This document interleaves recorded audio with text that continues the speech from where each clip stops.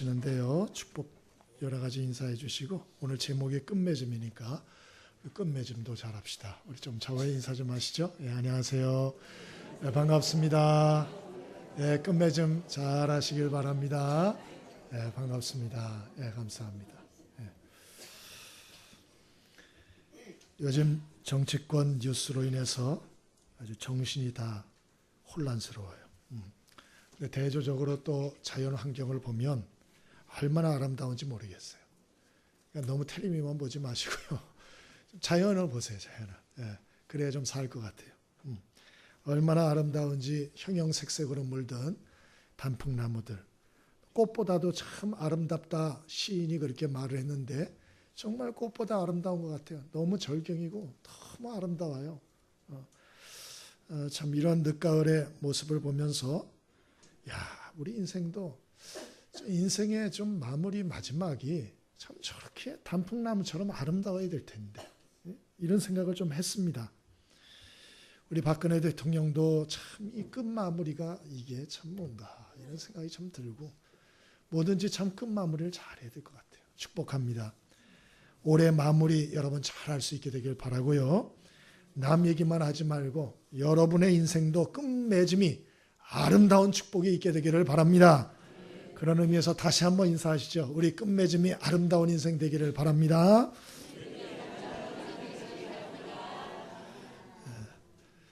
참 그러려면 어떻게 하면 좋을까? 참 여러 가지 생각이 좀 많았어요.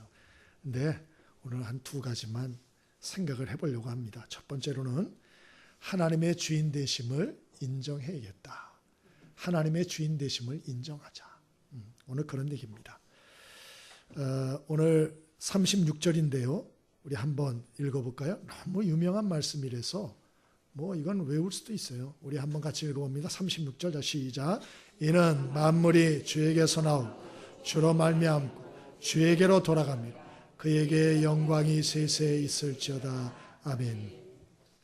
로마서 1장에서 11장까지는 믿음으로 구원받는다는 구원의 교리를 기록하고 있습니다. 그리고 12장부터 16장까지는 성도의 윤리, 신자의 윤리에 대해서 쭉 기록을 합니다. 사도 바울은 구원의 교리를 끝내면서 구원의 교리의 극치에 다다라서 그는 오늘 이야기를 합니다. 만물이 주에게서 나온다. 다른 말로 하면 하나님이 모든 걸 시작한 분이다. 이 세상과 만물과 사람 누가 창조했나? 하나님이 창조했고 하나님이 시작했다. 또 주로 말미암고 그랬습니다. 이 주로 말미암다는 뜻은 창조하신 모든 것의 필요를 하나님이 공급하시고 유지하고 계시다 그런 얘기예요. 그러니까 하나님이 세상을 시작하셨어요. 그러면 누가 유지를 시키고 계시죠? 하나님이 공급하여 유지를 시키고 계신다 그 말이에요. 그리고 결국 어디에게로 돌아가나? 주에게로 돌아간다. 모든 것을 심판하고 끝내시는 분이 누구냐? 하나님이시다. 사람이 끝내는 거 아니에요. 하나님이 끝장을 내신다는 거예요. 이것은 로마서 1장부터 11장까지의 결론일 뿐만 아니고 성경의 큰 주제요 결론입니다. 근데 이제 문제는 이건 이제 머리로는 아는데 이게 가슴으로 정확히 정말 아는 분들이 많지가 않아요. 여러분 묻겠습니다. 여러분은 이 세상과 여러분의 인생에 이러한 절대 주권자가 하나님이라는 걸 정말 아십니까? 그걸 정말 믿으세요? 이 머리로는 아멘 하는데 이게 진짜 깨달아지면요. 그 삶과 인격이 정말 바뀌게 돼요. 그냥 못 살아요. 아니 여러분 만물이 주에게서 시작되고 그로 말미암고 그에게로 돌아간다는 걸 정말 알면 어떻게 그냥 살 수 있어요? 그냥 못 살아요. 러시아의 문학가, 유명한 문학가인 도스토옙스키라는 분이 계십니다. 이분이 일생일대의 가장 큰 위기에 대해서 기록해 놓은 내용이 있습니다. 1849년 28세 되던 해에 페트라셰브스키라고 하는 정치 서클에 몸을 담습니다. 그러고서 러시아의 독재 정치에 항거해서 이분이 민주화 운동을 하죠. 근데 이게 초전에 발각이 돼가지고 국가내란 음모죄로 사형 선고를 받습니다. 그래서 영하 50도 벌판에서 이분이 사형을 당하기 바로 전인데 집행관이 5분의 시간을 딱 주겠다. 당신이 이제 움직일 수 있는 시간은 5분이니까 5분 동안 하고 싶은 거 해라. 그렇게 말했습니다. 이 도스토옙스키가 이 5분 동안 뭐 할까 그러다가 이분은 현장에 찾아와 준 친구들과 인사하는 데 사용하고, 이분은 28년 동안 나의 인생을 다시 한번 되돌아보고, 그리고 나머지 1분 동안은 28년 동안 몸담았던 러시아의 이 자연, 하늘 바라보며 죽음에 임하자. 아주 멋들어진 계획을 딱 세웁니다. 그리고 세우고 친구들 와줘서 고맙다고 인사합니다. 그리고 2분 동안 자기 인생을 돌아봅니다. 여기까지는 좋았어요. 근데 자기 인생을 돌아보면서 그 마음과 정신이 얼마나 떨리고 혼미해지는지 그가 글에다 썼어요. 너무 떨렸다고. 막 정신이 혼미해질 정도였다. 왜 그랬나? 그 이유도 썼는데, 나는 이제 어디로 가야 하는 것인가? 내가 죽으면 어디로 가는가? 이 생각을 하니까 마음을 다잡을 수 없었다는 거예요. 덜덜덜덜 떨리더라. 그 공포와 두려움이 극에 달해서 사형 집행관이 총알을 장전하는 소리를 탁 내고 그거를 듣는 순간에 이분이 혼절했다라고 적었어요. 그럼 이해가 되세요? 여러분이 이 입장 같으면 어떨 것 같아요? 저 같아도 아마 정신이 나갈 것 같아요. 혼절을 했다고 돼 있어요. 그때 병사 하나가 흰 손수건을 들고 급히 뛰어왔다고 돼 있습니다. 황제의 명령이라고. 이 사람 죽이지 말라고. 시베리아로 귀향을 보내라고. 그러고 얘기를 합니다. 그래서 이분이 살아났어요. 싫어합니다. 100%. 그리고 러시아 혁명이 일어나죠. 그래서 귀향 가 있다가 자유의 몸이 돼서 작가 활동을 해서 많은 유명한 작품을 남겼는데요. 특별히 자기가 죽음 앞에 그 인생 마지막 5분을, 그 시간을 그가 기억을 하고 그 사람들의 영혼을 깨우는 이런 책들을 많이 썼습니다. 그래서 방종하지 않도록 죄와 벌이라든가 이런저런 책들을 많이 썼죠. 여러분, 우리가 정말 만물이 주에게서 나오고 그로 말미암고 정말 그분에게로 돌아간다는 걸 정말 알면요, 인생을 그대로 살 수가 없어요. 정신이 버떡 난다고요. 예? 또 한 번 얘기를 해드릴게요. 이분은 이제 불신자였다가 예수를 믿은 분인데요. 그 아내와 결혼을 했다가 이제 아내가 56세의 나이로 세상을 떠난 거예요. 병으로 급하게 이제 떠났어요. 근데 이분이 행복하다고 간증을 하는 거야. 행복하다고. 왜 행복하다 그러나? 아내가 잔소리를 안 해가지고 행복하다 그러나? 그리고 얘기를 들었더니 그게 아니고 이 아내가 그리워서 1년 동안 울었대요. 남자분이 1년 동안. 이런 분이 사실 많지 않습니다. 이제 혼자 되신 분 계신데 혹시 그 배우자 떠나고 1년 동안 울어보셨는지 모르겠어요. 하여튼 1년을 울었다고 돼 있어요. 1년은. 평생 운 것보다 더 많이 울었다. 그럼에도 불구하고 자신은 행복하다 그러는 거예요. 왜 그러나? 이분이 예수를 믿게 된 거예요. 예수를. 그래서 어떤 소망을 가졌나? 천국 소망을 갖게 된 거예요. 천국에서 아내를 다시 보게 될 소망 때문에 나는 행복하다. 그래서 때로는 천국에서 다시 볼 아내로 인해서 흥분이 된다. 참, 이런 분은 참 드물어요. 요새는 뭐 서로 따로 된 다음에 1년도 안 돼가지고 재혼하는 분들도 많더라고요, 보니까. 근데 이분은 만약에 자신이 이 내세에 대한 소망이 없었다면 심각한 우울증에 빠졌을 것이다. 이분이 그렇게 얘기를 했어요. 여러분, 누가 준 소망이죠? 하나님이 준 소망이죠. 만물이 주에게서 나오고 주로 말미암고 살고 주에게로 돌아간다. 이게 대명제입니다. 대명제. 이걸 정말 정확히 깨닫고 그리고 이 말씀의 엄중함을 아는 사람들은 그냥 살 수 없어요. 그 대충 살 수 없어요. 예? 그냥 어슬렁어슬렁 이렇게 살 수가 없는 거예요. 예? 그 인격과 삶의 대변혁이 오는 것이죠. 대변혁이. 하나님은 이 세상의 절대 주권자예요. 이게 성경의 이야기입니다. 그러나 성경은 또 하나 얘기하죠. 하나님이 이 세상의 절대 주권자이면서 더 나아가 선하신 사랑의 주권자다. 또 이렇게도 말씀하고 있어요. 여러분, 보통 절대 군주들을 보면 포악합니다. 그래가지고 우리 김정은이 보면 알잖아요. 그래가지고 막 졸았다고 그냥 막 숙청하고. 그러니까 여러분도 잘 보이세요. 지금 졸다가 어떻게 될지 몰라요. 세상에 김정은이 하는데 졸았다고 막 가는데 하나님 앞에서 여러분 이 절대 군주들이 포악한 사람들이 많거든요. 근데 하나님은 절대 주권자예요. 이분은 만왕의 왕이에요. 정말 이분 앞에 모든 게 달려 있다고요. 그런데 이분은 어떤 분이냐? 선한 사랑의 주권자라는 거예요. 할렐루야. 그게 성경이 말하는 것이죠. 그분이 세상을 창조하셨다. 왜? 사람을 위해서. 그래서 사람에게 생명을 주시고 그에게 온 세상을 주시고 다스리게 해주셨다. 그런데 사람이 타락하여 자기가 주인 행세를 하려고 했죠. 그래서 범죄했죠. 그래서 이 세상의 죄와 저주와 또 심판과 생로병사의 모든 고통과 그 후에는 하나님의 심판을 받게 됐다. 그러나 하나님께서는 이것을 좌시하지 않고 그들을 구원하고자 독생자 예수님을 이 땅에 보내어 대속의 죽음을 죽게 하시고 그리고 그 핏값으로 자신의 죄를 인정하고 예수님을 하나님이 보낸 구원자로 믿는 자는 죄 용서받고 구원받아 하나님의 자녀 되게 하시고 천국의 백성이 되게 해주신다. 이게 성경의 얘기잖아요. 성경의 얘기. 이 하나님이 바로 선하신 사랑의 주권자다 하는 것이에요. 근데 때로는 이게 안 느껴지죠. 하나님이 선한 사랑의 주권자? 이게 잘 안 느껴져요. 안 느껴져요.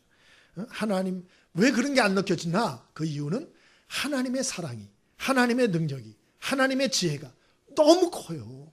너무 깊어요. 너무 높아요. 그래서 이게 안 느껴지는 거예요, 여러분. 예?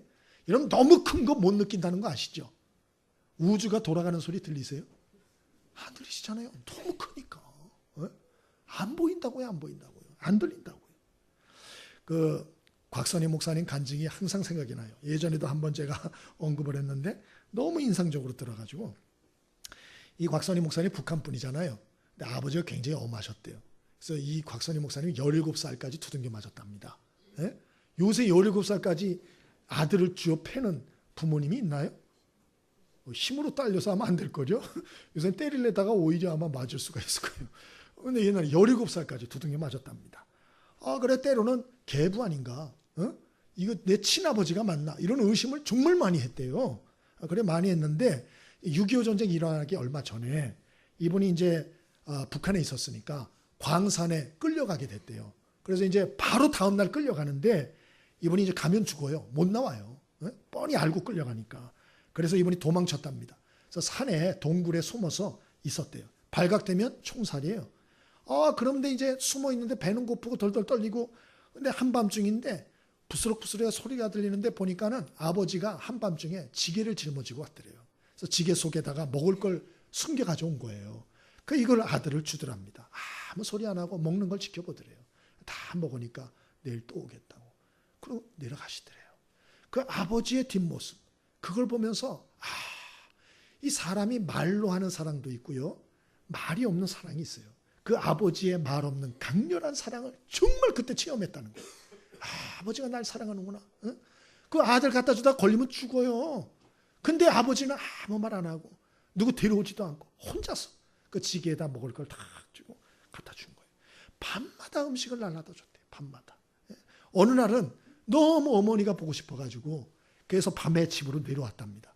근데 뭘 목격했느냐? 자기 집 마당에 아버지가 총살당하는 모습을 본 거예요. 이 아들 때문에 아버지가 총살당한 거예요. 이 곽선희 목사님 그걸 보고 통곡을 했답니다. 아버지 사랑을 늦게 깨달았다는 거예요. 아버지는 내 대신 죽었구나. 내 대신 죽었구나.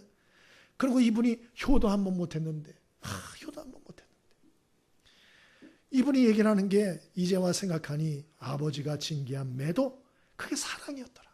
그 매가 너무 그립다. 그리고 이분이 또 하는 말이 부모의 사랑, 특별히 아버지의 사랑은 제대로 깨달으려면 그 사람이 70 나이는 되어야겠더라. 나이 70 되었을 때 이 소리 하신 거예요. 그 소리를 그래 하시더라고. 여러분, 인간 아버지의 사랑도요. 제대로 정말 그 깊이 있는 걸 깨달으려면 시간이 많이 걸려요. 모른다고요. 모른다고요. 여기 있는 우리 청년, 저기 있는 또 우리 청년들 부모님이 날 사랑 안 할 것 같은 그런 때도 있지만 그러나 아직 몰라서 그래요. 자식을 사랑 안 하는 부모가 어디 있겠어요. 여러분 인간 부모의 사랑도 제대로 깨달으려면 이게 세월이 가야 하듯이 하나님의 넓고 깊고 크고 높은 이 사랑은 이거 참 깨닫기가 어려운 거예요. 그걸 어떻게 우리가 깨닫기가 쉽겠어요? 응? 오로지 십자가를 통해서만 우리가 어렴풋이 깨닫는 것이죠. 어렴풋이. 하나님은 절대 주권자예요. 동시에 인간을 너무나도 사랑하시는 선하신 사랑의 주권자라는 걸 잊지 않게 되길 바랍니다. 때로 우리가 힘들고 어려울 때가 있어요. 낙심 절망하면 안 돼요. 왜 그러나 그 안에도 하나님의 선하신 계획이 있으니까, 그 안에도 하나님의 사랑의 계획이 있으니까 낙심하고 절망하면 안 되는 거예요. 요셉을 보세요. 나이 17살 때 배다른 형들에게 미움을 받아서 애굽의 노예로 팔려가요. 죽을 고생을 합니다. 억울한 누명을 받아서 감옥살이 합니다. 그리고 그러나 거기에도 하나님의 선한 계획이 있었죠. 감옥에서 사람을 만나요.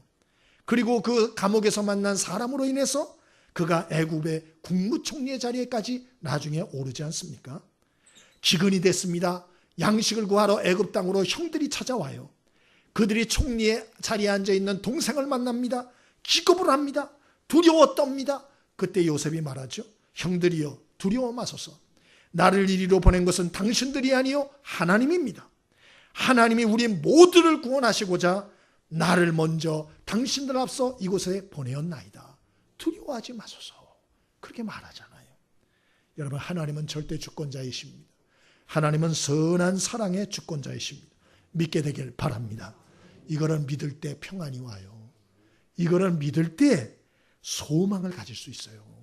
그리고 이것을 믿을 때 우리의 그 평안과 소망을 가지고 끝맺음을 할 수 있는 힘을 얻게 되는 거예요. 여러분, 그렇지 않으면 이놈의 인생, 이놈의 세상 막 살게 되는 거죠. 예? 한마늘 이 세상 막 사는 거죠.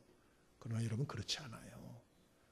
하나님은 절대 주권자가 되셔서, 그리고 선하신 사랑의 주권자가 되셔서 지금도 세상을 다스리고 유지하고 계시며, 그리고 우리를 하나님께로 인도한다는 것을 잊지 않게 되길 바랍니다. 우리가 끝맺음을 잘하는 인생을 살려면 어떻게 해야 될까? 하나님을 주인으로 인정하셔야 돼요. 두 번째, 마지막으로, 그러면 하나님을 주인으로 인정만 하면 되냐? 아니에요. 조금 더 나가셔야 돼요. 하나님을 주인 삼고 사는 삶을 사셔야 돼요. 하나님을 주인 삼는 삶을 구체적으로 좀 사셔야 돼요. 여러분, 자동차 누가 운전하느냐에 따라서 인생이 달라지죠. 예? 마약 중독자, 강도가 운전을 하면 그 안에 탄 사람은 다 죽은 거예요. 미래가 암담한 거예요. 마찬가지. 우리가 하나님은 세상 주권자이십니다 아무리 말해도 실질적으로 내 삶을 내가 주인 되어 운전한다든지, 아니면 돈이 주인이 돼서 운전을 한다든지, 세상의 성적인 쾌락이 주인이 돼서 막 끌려가고 있다든지, 아니면 세상의 지위나 명예가 주인이 되어서 내 삶을 막 끌어가고 있다든지, 이렇게 되면 그 암담한 거예요. 암담한 거예요. 예? 그 인생에 하나님의 역사가 있을 수가 없어요. 그래서 말로만 그러지 말고 실제적으로 하나님을 내 삶의 주인 삼는 구체적인 삶이 있어야 된다 하는 것입니다. 그러면 여러분, 하나님을 내 삶의 구체적인 삶의 주인으로 삼는다는 얘기가 무엇인가? 첫 번째로는 하나님이 여러분의 시간의 주인이 되게 하세요. 하나님이 여러분의 시간의 주인이 되게 하셔야 됩니다. 다른 말로 하면 여러분, 매일 하루를 시작하실 때 하나님 앞에서 시작하세요. 말씀과 기도로 시작하세요. 그분의 도움을 구하고 그분께 은혜와 힘을 받아서 시작을 하세요. 이게 바로 하나님을 시간의 주인 삼고 산다는 거예요. 아멘이십니까?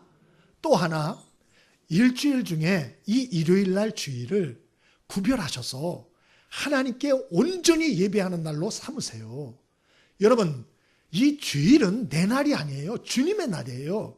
이 날을 하나님께 나와서 온전히 예배해야 돼요. 왜 그래야 되나? 그래야 하나님께로부터 은혜와 힘과 능력을 받게 돼요.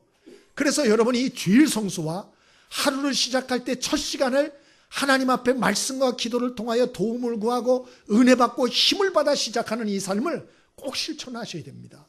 훈련하셔야 돼요. 훈련. 여러분, 창세기 4장에 보면 가인과 아벨이 하나님께 예배합니다.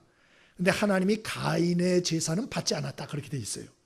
가인의 예배에 하나님이 은혜를 안 부어주신 거예요. 근데 그 후에 어떤 일이 발생했나 보면은 가인이 자기의 친동생 아벨을 쳐 죽입니다. 예? 최초의 살인사건이 일어나요. 뭘 깨우쳐 주느냐? 우리가 이 예배하는 삶에 실패하면요, 하나님 앞에서 하루를 시작하는 삶에 실패하면 심령이 황폐화된다는 거예요. 그리고 세상에서 악한 것들을 견딜 힘을 잃게 된다는 거예요. 그러면 우리의 마음과 삶은 사탄이 쥐고 막 흔드는 거예요. 그러면 주인이 사탄이 되는 거예요. 그러면 그 인생은 어디로 갈지 모르는 거예요. 어디로 갈지. 그러니까 여러분, 우리가 말로만 하나님을 주인이라 그러지 말고 하나님을 주인 삼는 삶을 꼭 실천할 수 있게 되길 바랍니다. 하루의 시작을 꼭 하나님 앞에서 말씀과 기도로 시작하세요. 응? 저도 어저께 그랬어요. 딱 깨가지고 제일 먼저 하나님 감사합니다. 잘 자게 해주셔서 이렇게 따뜻하게 자게 해주셔서 감사합니다. 하나님의 품도 같이 이렇게 저를 품어주시고 따뜻하게 오늘 하루도 지켜주옵소서. 그러고 일어났어요. 응? 하루를 말씀과 기도로 그렇게 시작을 하세요. 두 번째로 여러분, 두 번째로는 실제적으로 그런 구체적으로 하나님을 주인 삼는 삶이 뭐냐? 여러분, 하나님이 여러분 물질의 주인이 되게 하십시오. 하나님이 여러분 물질의 삶의 주인이 되게 하셔야 돼요. 여러분, 돈, 물질 이건 꼭 필요한 거예요. 예? 이건 죄가 아니에요. 악한 게 아니에요. 돈이 없으면 어떻게 살겠어요? 뭐가 문제나 돈에 대한 과도한 집착이 문제예요. 예? 이 돈의 문제가 벌어지기 시작하면요, 부모고 형제지간이고 다 버립니다. 서로 등 돌립니다. 가족끼리 다투고 비방하고 상처 주고 갈라집니다. 왜 그러냐? 사람 안에는 이 물질과 돈에 대한 대단히 예민한 감정이 있어서 그래요. 예? 오죽하면 예수님이 마태복음 6장 21절에 이렇게 말씀했어요. 사람이 두 주인을 섬길 수 없다. 예? 하나님과 재물 겸하여 섬길 수가 없다. 그렇게 말씀했어요. 다른 말로 하면 돈이 무슨 노릇을 할 수 있느냐? 하나님 노릇을 할 수 있다는 거예요. 실제로. 그래서 돈이 있으면 든든한 거예요. 돈이 있으면 그냥 은혜가 충만한 거예요.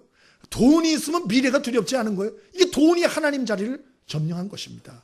그래서 너희가 하나님 자리, 예수님 자리에 돈이 올라가게 하지 마라 라고 경고를 하셨다고요. 경고를. 하나님 섬기는 자들에게 경고하신 거예요.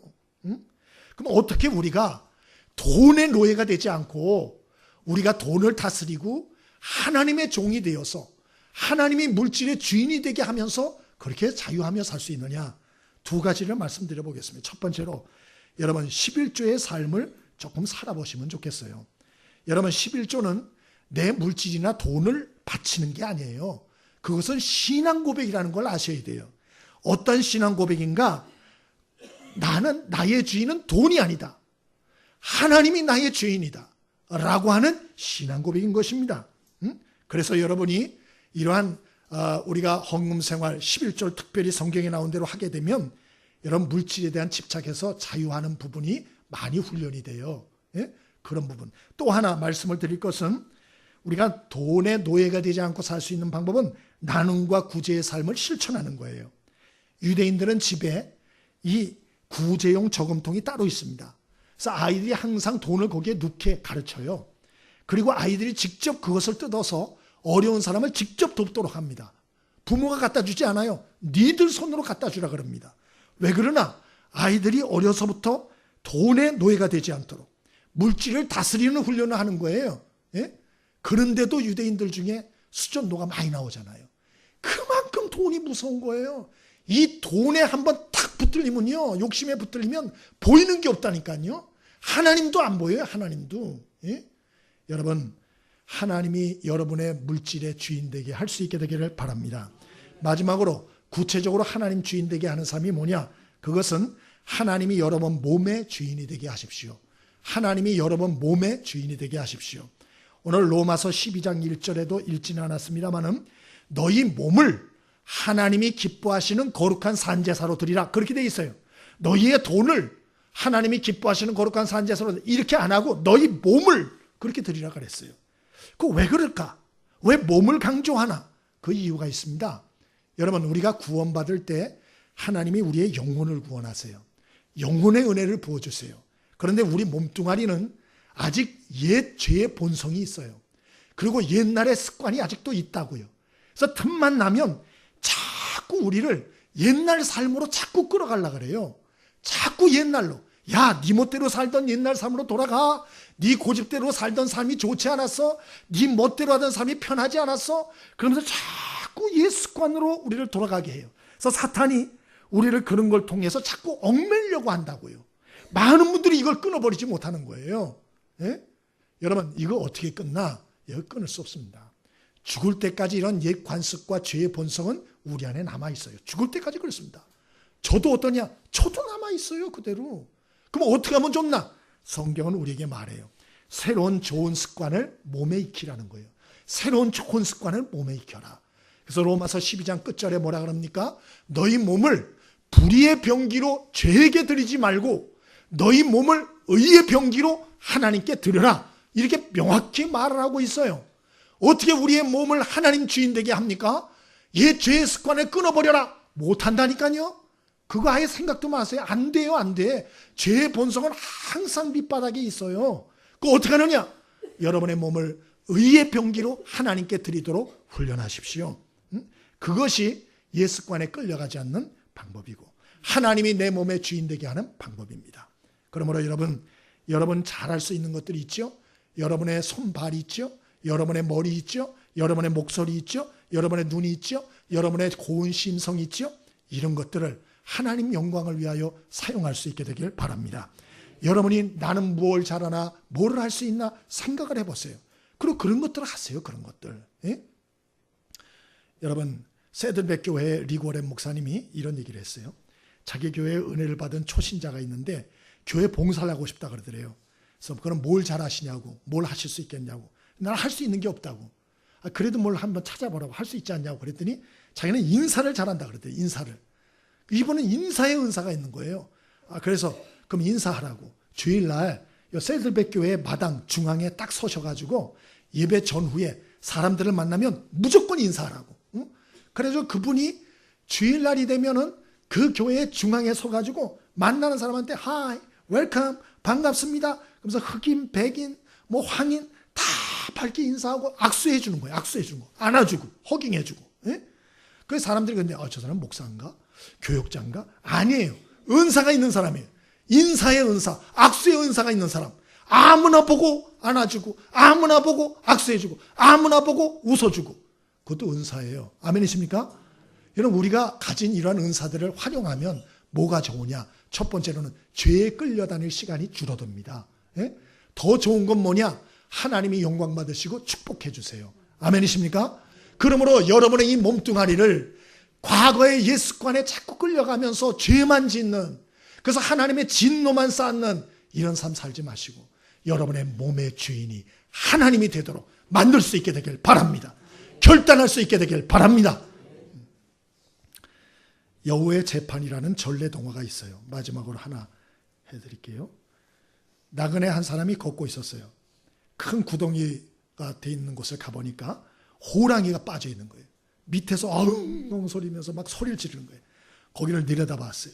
호랑이가 이 선비를 올려다보고 살려달라고, 나를 구해주면 절대 은혜 잊지 않겠다고. 이 선비가 거짓말, 꺼내주면 잡아먹을 거면서 말을 했어요. 그러자 그 호랑이가 제가 비록 사나운 동물이지만 어찌 생명의 은인을 내가 해치겠습니까? 꼭 은혜 갚겠다고. 정말이라고, 정말이라고. 그래가지고 약속을 믿고 다리를 놔줬어요. 사닥다리를. 그래가지고 호랑이가 올라왔습니다. 올라온 호랑이가 네 이놈 그러면서 완전히 배은망덕하게 얼굴을 바꿔서 이 선비를 잡아먹으려고 합니다. 그러자 이 선비가 말합니다. 이 은혜도 모르는 놈아, 네가 이럴 수 있느냐? 이렇게 말합니다. 그러자 호랑이가 은혜는 무슨 얼어 죽을 은혜, 이 함정은 바로 너 같은 인간들이 만든 거야. 내가 너를 너도 인간인데 그냥 보낼 것 같으냐? 그러면서 잡아먹으려고 그러는 거예요. 너무너무 급해가지고 이 선비가 시간을 벌기 위해서 소나무에게 우리 물어보자. 누구 말이 많은지. 그리고 소나무한테 물어봤습니다. 호랑이 말이 맞냐? 내 말이 맞냐? 그랬더니 소나무가 말합니다. 호랑이 말이 옳다고. 왜 그러나 인간은 은혜를 모르는 족속이라고. 나도 경험을 해봤는데 내가 소나무가 돼가지고 얼마나 도움을 많이 줬냐. 내가 공기도 맑게 정화를 해주고 이것저것 내가 도움을 많이 줬는데 이것들이 은혜도 모르고 때만 되면 껍데기 벗겨가지를 않나, 도끼를 가져와서 후드려 패가지고 가지를 않나, 배은망덕한 인간들, 상종을 저것들은 없애야 된다고 말하는 거예요. 너무 놀랐어요, 선비가. 그래서 이번에는 황소를 붙잡고, 저 황소한테 물어보자. 3세판이니까 황소야 누구 말이 맞냐 그랬습니다. 황소가 대답합니다. 호랑이 말이 옳다고. 세상에 은혜를 모르는 것들, 인간 같은 족속들이 없다고. 우리 소가 사람을 위해서 평생을 일하고 수고하는데 나중에서는 우리들을 잡아먹되 뼈까지 과먹는다고. 응? 이런 나쁜 놈들이 없다고. 빨리 저 인간들을 잡아먹으라고. 그랬답니다. 너무 다급스러워가지고 마지막 희망, 여우가 지나가길래 여우를 붙들고, 여우씨 자네가 한번 어떻게 얘기를 해보라고. 누구 말이 맞냐고. 그랬더니 여우가 영리해요. 그래서 이렇게 얘기를 했어요. 나는 저 사람의 말을 믿을 수 없으니까 현장 검증의 시간을 갖자고. 응? 자, 어찌됐다는 건 얘기냐고. 처음부터 해보자고. 그랬더니 호랑이가 너무 성격이 급한지라, 글쎄 말이야, 내가 원래 여기 구덩이에 빠졌었어. 여기에 어떻게 빠졌냐고. 보라고. 그러고 탁 빠진 거예요, 구덩이에. 빠져서 내가 여기에 있었다고. 그러자 사람이 거기에 사닥다리를 딱 빼버린 거예요. 그러고서 호랑이가 그제서야 당한 줄 안 거예요. 그 여우가 선비에게 말했답니다. 뭐 저런 걸 구해줘가지고 괜히 좋은 일을 하고 목숨 잃을 뻔하냐고. 가치가 없으니까 그냥 가라고. 그제서야 호랑이는 잘못을 회개하고 뉘우쳤다. 이런 전래 동화가 실제로 있습니다. 실제로. 여러분이 만약에 평생을 키운 자녀, 출가한 자녀에게 전화를 했어요. 근데 전화를 받은 아들이 누구시냐고, 왜 전화했냐고, 빨리 끊으라고, 귀찮게 이렇게 굴지 말라고 앞으로. 그리고 전화를 끊으면 여러분 기분이 좋을까요, 나쁠까요? 나쁘죠. 괘씸하죠. 내가 저런 놈을 위해서 평생을 고생을 했나. 괘씸하죠. 여러분, 하나님도 같지 않을까요? 예? 한 해 마지막이 가까우는데 우리 인생 마지막 이제 가까우잖아요. 근데 오늘 성경에 뭐라 그랬어요? 만물이 뭐라고요? 주에게서 나오고. 이 말씀 꼭 기억하세요. 만물이 누구한테 나왔어요?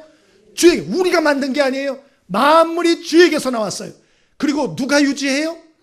우리 주님께서 유지하여 그 필요를 공급하고 하나님께서 지금 인도하고 계세요. 그리고 마지막에 이 모든 것을 누구한테 돌아가요? 주님께로 돌아간다 그랬어요. 그 하나님은 우리의 구원을 계획하시고 시행하시고 이끄셨어요. 우리가 한 거 있어요? 아무것도 없어요. 그분이 인류의 구원을 위해서 다 계획하시고 다 시행하시고 그리고 다 모든 것을 진행하고 계세요. 응? 그러므로 성경은 뭐라 그럽니까? 누가 주의 마음을 알았느냐? 너희가 하나님의 마음을 아는가? 누가 그의 모사가 되었느냐? 누가 하나님께 지혜를 한번 보태본 적이 있는가? 누가 주께 먼저 드려서 갚으심을 받겠느냐? 누가 먼저 하나님의 마음을 알아서 헌신한 자가 있었느냐? 아무도 없었다는 거야. 아무도 없었다. 여러분, 하나님의 이 전적인 은혜로 우리가 구원받았어요. 뭐 우리가 하나님을 위해서 일하고 헌신하고 섬긴다, 그게 얼마나 돼요? 예? 여러분, 하나님을 위해서 얼마나 일해 보셨어요? 예? 여러분, 하나님이 하신 거에 비하면 그 비교가 됩니까? 그거 내놓을 수 있어요? 비할 수가 없는 것이에요. 우리는 그 하나님의 은혜를 깊이 생각을 해도 깨닫지 못해요. 우리 오로지 감사해야 할 줄 믿습니다. 그리고 주님을 사랑하고, 그리고 우리가 한들 뭘 얼마나 더 하겠어요? 예? 우리가 오직 최선을 다할 뿐이에요. 그리고 우리 인생 마지막까지 하나님을 조금이라도 기쁘게 해드리고, 우리 하나님을 위해서 조금이라도 애를 쓰다가 주님께로 가는 것이죠. 여러분, 저와 여러분이 우리가 살면 살수록 후회만 남기는 인생 되지 마시고, 이 절대 주권자이신 이 하나님의 은혜와 사랑을 기억을 하시고, 그리고 그 하나님 말씀에 순종하는 삶을 사셔서 저와 여러분이 조금이라도 하나님 사람 앞에 아름다운 흔적과 자취를 남기는, 그래서 하나님을 조금이라도 기쁘시게 하다가 주님께로 가는 저와 여러분의 인생이 되어질 수 있기를 바랍니다.